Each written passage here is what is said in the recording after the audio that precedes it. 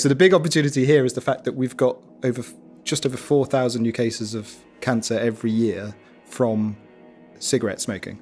So, that's 4,000 cancers every year that needn't be here.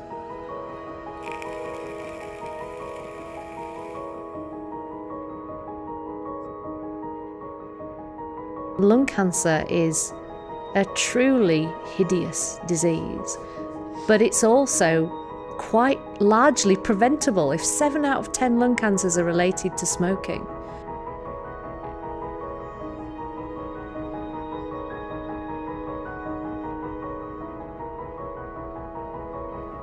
We've got real life proof of the harm of smoking coming into our clinics week after week after week. Today I have seen, in just this afternoon, 6 patients with lung cancer, all of whom have smoked in the past. The view that I have is that we're looking for a tobacco-free future, not necessarily a nicotine-free future. Everybody has to judge it based on what they think will keep them away from smoking. Cigarettes themselves contain about 6,000 different dangerous chemicals. And if we think about that, there isn't much that we would put into our body that contains 6,000 chemicals. We've been following the evidence for some time, and what's increasingly clear is that vaping is far less harmful than smoking. To switch your smoking fully to using an e-cigarette is a dramatic change in what you're doing to your body in terms of harm that you're taking on board. I see it as a major innovation in the tobacco and nicotine field that will ultimately render cigarettes obsolete. I train GPs up, and we don't really talk about vaping as an entity in itself. We talk about how we can support our patients in stopping smoking. All the evidence, all the research points to this. It's not a new piece of information. We've known this for a few years, and I think we'll look back in the future and think, why didn't people switch to vaping sooner? It's supposed to be a substitute for tobacco, but I think it's probably as bad as tobacco. People say it's healthier than smoking, which it probably is, but then no one knows the long-term effects of it. All smoking is harmful, to be fair, so it will have its side effects, yeah? Maybe it's good for health, maybe. Because we're not quite sure about this, we never listen about this, and we don't have any proof. Don't know the long-term effects of it, but it seems better than smoking. I think it's an unproved product, really. The first modern vaping device was produced in 2003. Today, the global market is estimated to be worth over £15 billion. Many people think vaping was invented by major tobacco companies, but the innovation came from one man who was looking for a better way to quit smoking: Chinese pharmacist Hon Lik. After becoming a heavy smoker, Hon Lik decided to kick the habit to avoid the same fate that met his father, who died from smoking-related illness. At the time, quitting methods were limited, and he'd been using high-dosage nicotine patches to help him quit. The realization hit him that nicotine replacement therapy couldn't provide the same nicotine rush, and he began his search for an alternative. He set about using traditional Chinese remedies, including ginseng and deer antler pill, before the revelation came to him. Hon had vivid nightmares one night, when he went to sleep forgetting to remove the nicotine patch he'd been wearing on his stomach. He dreamed he was drowning in a giant cloud of vapor, and says the nightmare inspired him to create a nicotine product that produced vaporized liquid instead of smoke. His concept became the idea behind the modern vaping device. It was one that was to prove controversial, sparking health warnings, polarizing opinions, and ultimately creating a culture of mistrust. But what was fueling the fears?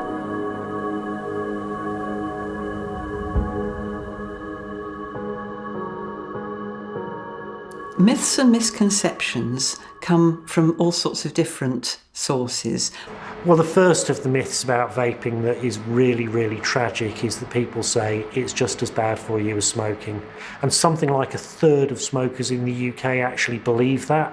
It's absolutely not the truth. But one myth is that we don't know anything about them, we don't know what's in them.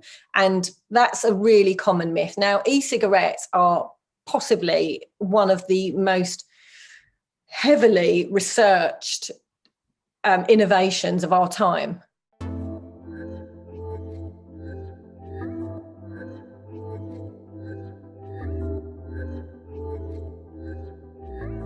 Public perceptions are getting more and more out of kilter with the evidence. So people are thinking more and more that e-cigarettes are harmful. Well, there are so many myths about vaping. I mean, the list just goes on and on. Swapping one addiction for another. Nobody knows what's in it. Popcorn lung. Gateway to smoking. Second-hand vaping is very harmful. Youth epidemic. Heart attacks, COPD. The list goes on and on and on. And when you get to the bottom of it, you excavate the science, you'll find there's nothing there. I've heard the experts compare the risk of smoking cigarettes as being like jumping out the 16th floor of a building compared to using an e-cigarette, which is like, you know, jumping off the step at the bottom of the building. So it's not like a zero risk activity, but if you had to choose what you were going to do, you'd probably jump off the bottom step. Scientists have shown the best thing a smoker can do for their health is to stop smoking completely.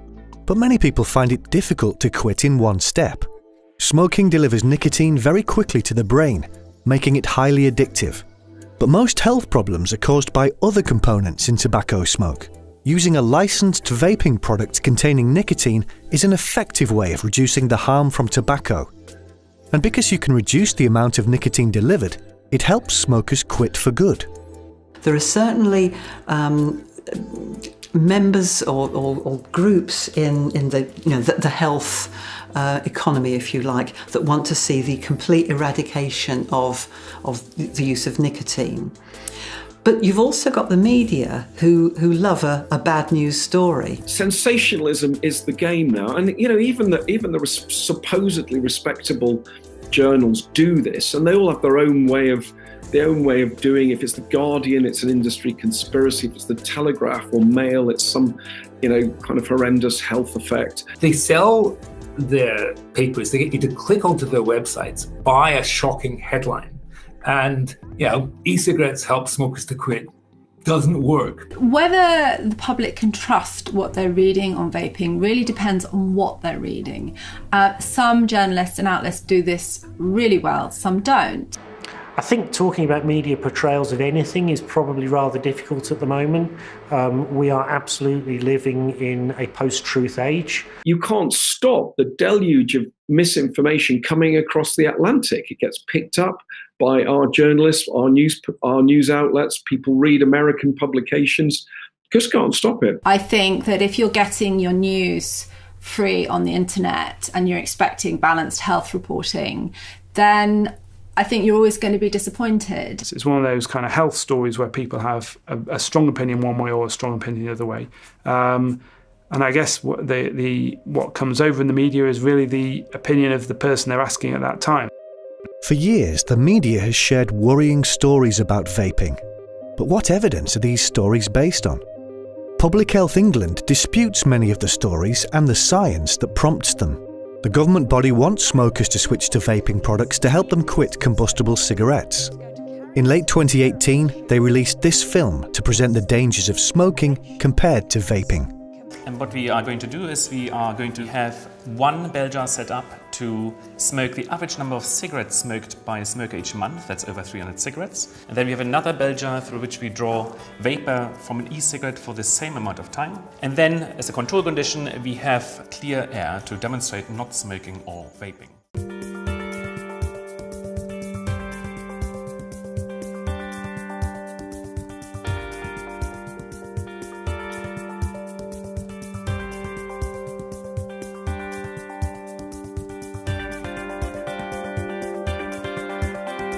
And here we have the bell jar through which we had 300 cigarettes smoked. I mean, it just is so revolting. Look at this, that's just the inside of the jar. Here, a lump of tar. So that's what's going on inside your lungs. And now we're going to cut this tube.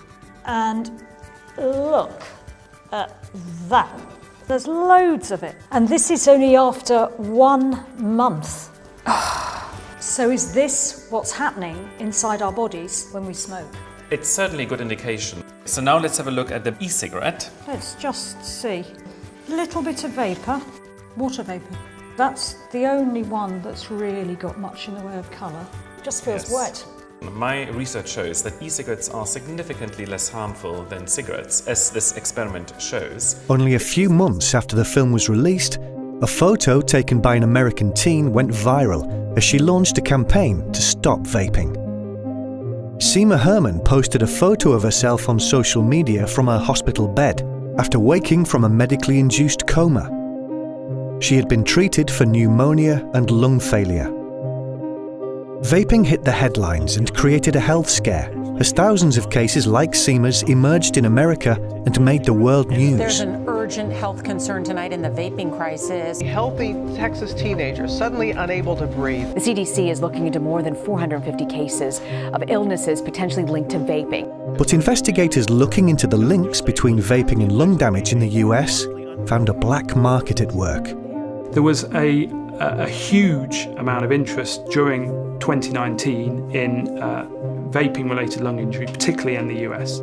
So recently, we had the Avali, the lung injury cases that were in the US. And early on, and unfortunately still now, they were attributed to e-cigarettes. And it came out of the blue, and it hadn't been there for long periods, and then over a very short period of time it was. Several of the United States had decriminalised or actually legalised and licensed cannabis products. Most of those cannabis products contain THC. And of course it did cause lung injury because it was cut with something called vitamin E acetate. And we saw reporting about thousands of injuries and 60 deaths, and that was seen as a vaping story, not as a sort of tainted product story. Patients were saying, no, I never vaped anything like that, I was only using nicotine. It's because the insurance system in the United States wouldn't allow a claim if they said that they were using an illicit substance. That wasn't inconsequential. So we did see highly publicised negative scare stories, vapes causing lung injury, vapes causing death. So we didn't see the same thing in the UK at all. The media storm that followed this did not distinguish the difference between cannabis-containing products, which had THC in them, and vaping products, which people were using to give up nicotine.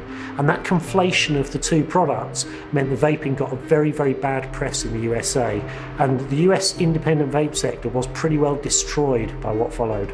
Public perception of e-cigarettes before and after, actually, people's perceptions of e-cigarettes did get worse.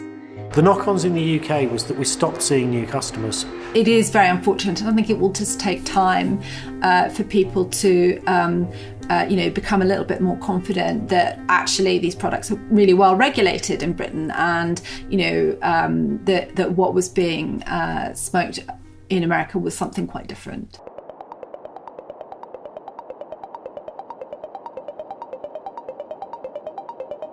So one of the myths that we hear is that they're not regulated, that it's a Wild West, and actually e-cigarettes are regulated. The limit to strengths, limit to bottle size, what has to be on the outside of the package, what's inside the bottle as well. The most important of the regulations in terms of protecting vapers are to make sure that e-liquids are properly produced.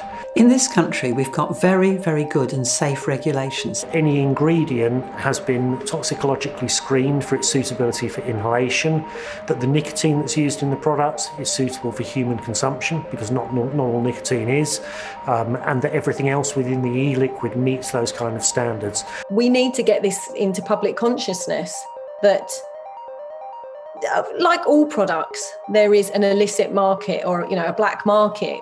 There are lower quality products. We find this across, all products.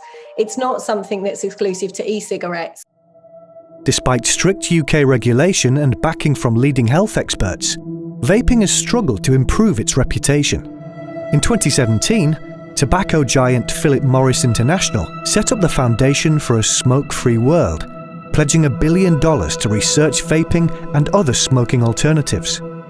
However, in 2019, former New York Mayor Michael Bloomberg launched a $160 million campaign to tackle vaping. In 2020, it appeared he was winning the battle when the World Health Organization warned vaping could be harmful to health, especially for teens. Are ordinary smokers the casualties of a clash between morals and money, making the truth harder to find? So this organisation called Foundation for a Smoke-Free World, and they have been set up fully funded by Philip Morris International, so the makers of Marlboro. And they have a remit to do research and promote harm reduction agenda. And it's been very problematic because this is entirely funded by one of the world's biggest tobacco companies, and their agenda therefore is called into question. Mike Bloomberg is an American billionaire, financial services tycoon, and he's set up a foundation called Bloomberg Philanthropies, which funds tobacco control around the world, and so far he's spent in excess of $1 billion. There is a battle there, and sometimes it's about morals rather than health.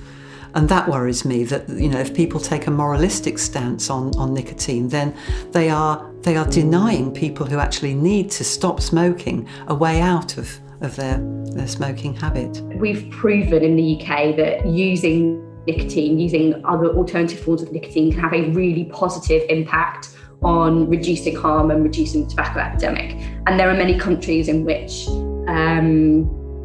pursuing that approach would be useful. The problem with Mr. Bloomberg is that he's a vaping prohibitionist. He was when he had a brief run for president early in 2020, he went on the record to the New York Times saying he thought vaping products should be banned outright. The involvement of big tobacco companies does raise people's suspicions, and rightly so. I mean, the tobacco industry has behaved appallingly. Some authorities will say that tobacco harm reduction is a good thing because it reduces the harm from smoked tobacco.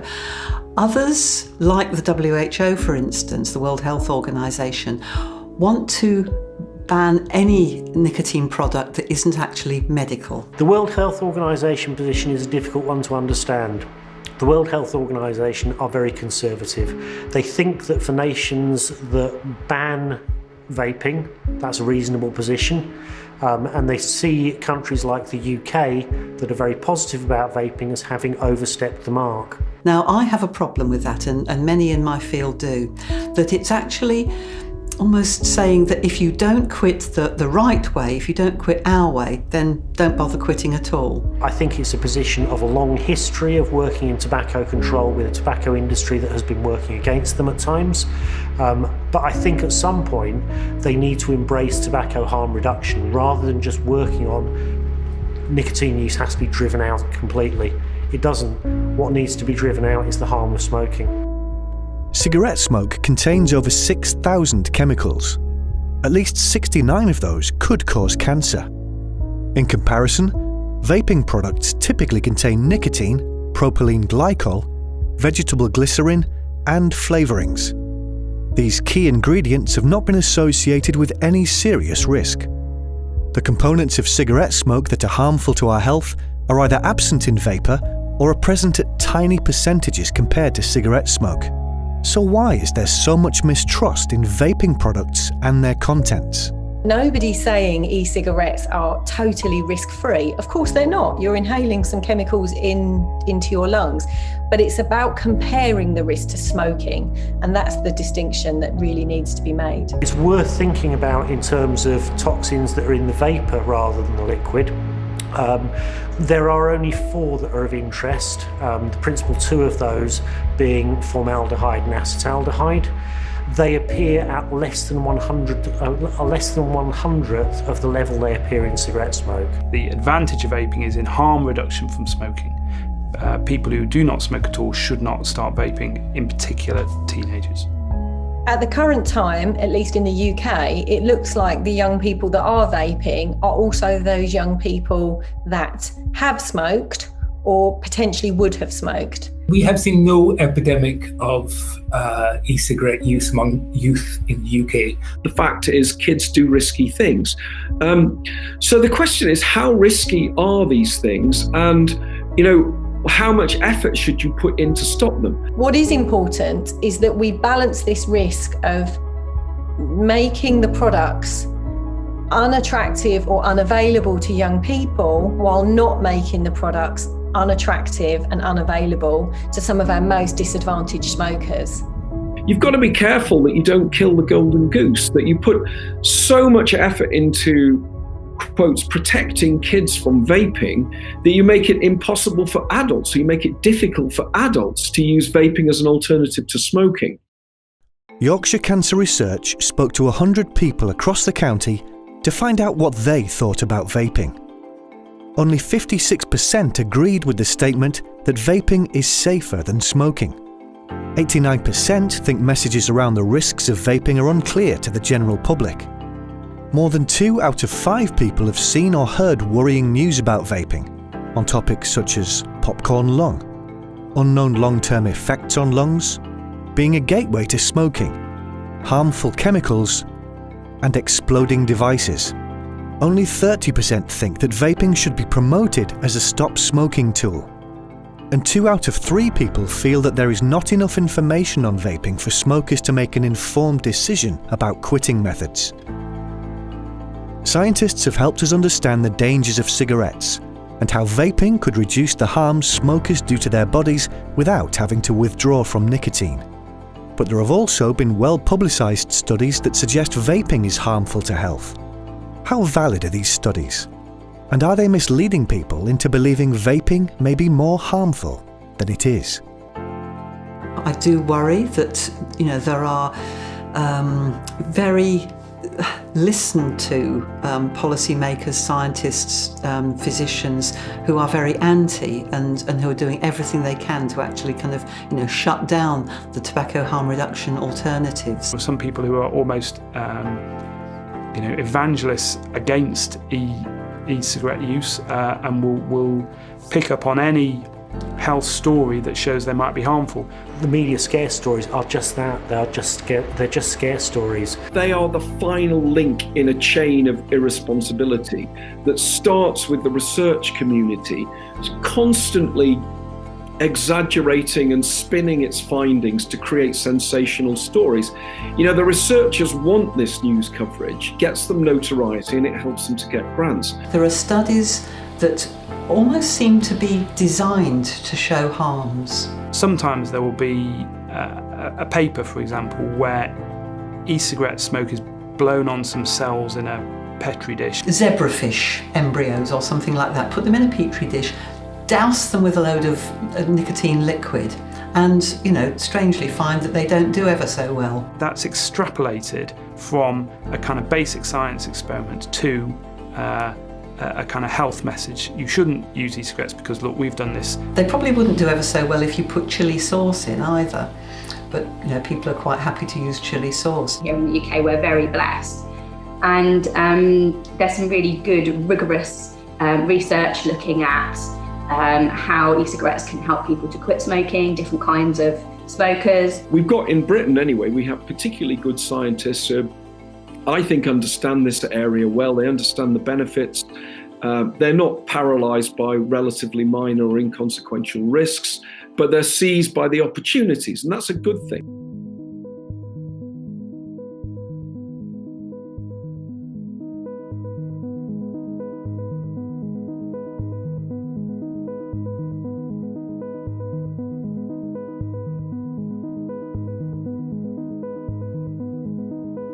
Smoking costs the NHS millions and millions of pounds every year through illness and disability. If vaping helps someone to come off cigarettes and eventually stop vaping in the long run as well, I think vaping is a viable option for NHS smoking cessation services. Stopping smoking historically has been a difficult thing to do because we're dealing with an addiction. And by that very definition, sometimes they are very difficult to give up. It becomes this ritual and people feel this pleasure within their smoking. It's really difficult for people to imagine not having that, this small treat every day. It's not a tug of war. These are people who, if you take them the right offer, they will bite your hand off. Smoked 20 to 30 cigarettes a day. I was super fit. Went all over the world with the military. Left the army on medical grounds after 20 years. And within probably 2 or 3 months, I could hardly get up the stairs. And I knew I needed to stop smoking. I found myself buying cigs over other things, foods, stuff like that. Fundamentally, you think you've always got the strength to stop. The part of the reason getting into vaping was obviously mainly the kids. Even be able to run around the block with him, teach him how to ride his bike. I can do that now. With my daughter who's 8, I couldn't do it properly. From stopping smoking and then vaping, I could run up the stairs. The change was unbelievable. I wake up, I feel absolutely free. My breathing's 10 times better.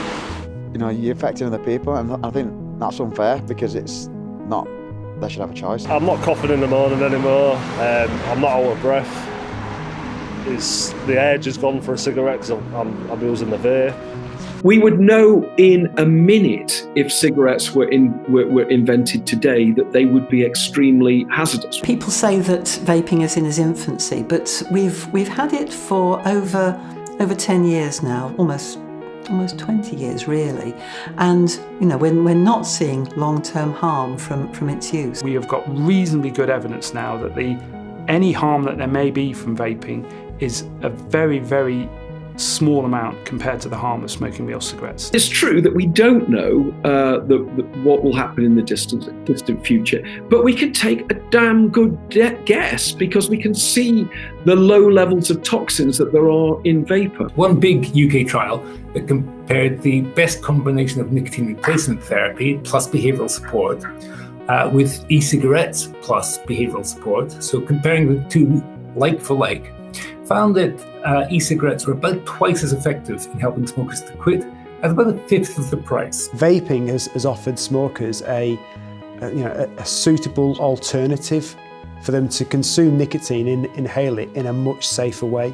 Our hope is that people will use e-cigarettes as an aid to quitting, but eventually quit the e-cigarettes themselves. Now, some people can't do that. And if it's a choice between carrying on the e-cigarette versus going back to smoking, we would always want them on the e-cigarette.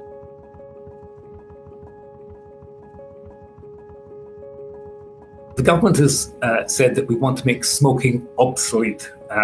We want to get to a point within just a decade where people just don't smoke anymore, that smoking really is history. You have to remember that tobacco smoking is not a reasonable amount of harm. Tobacco smoking kills more than half of the people who do it for their lifetime. That's not a reasonable harm. Pretty well anything has to be better than that. So what are you going to do? You're already quite attached to your cigarettes. You're at a certain age, they've not killed you yet. Why switch? That is what some people tell us. Why switch?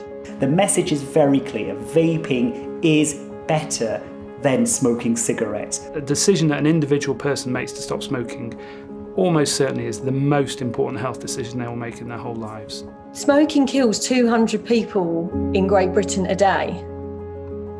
It doesn't kill, vaping does not kill 200 people in the UK a day. It's not a trivial change. It's not just like an additional new product.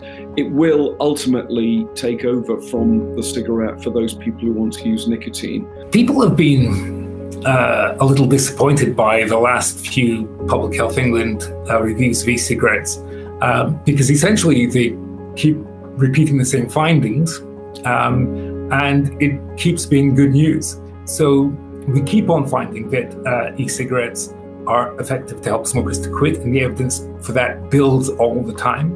Most smokers want to stop, and they're looking for their door out of their addiction.